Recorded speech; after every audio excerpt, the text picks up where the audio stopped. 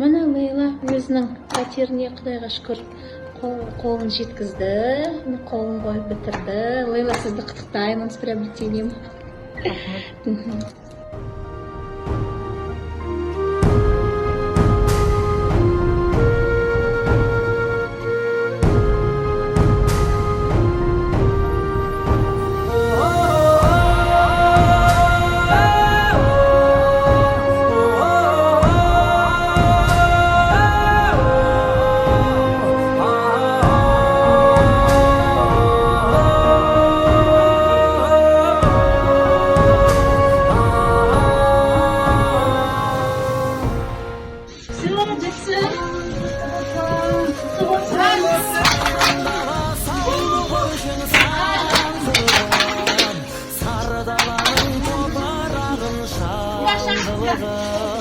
Аспан текес азаттықтың жолындай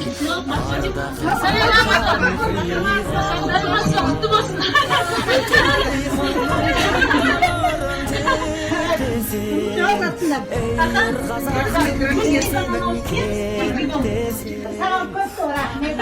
Өмір жасың ұзақ болсын, бақытты бол.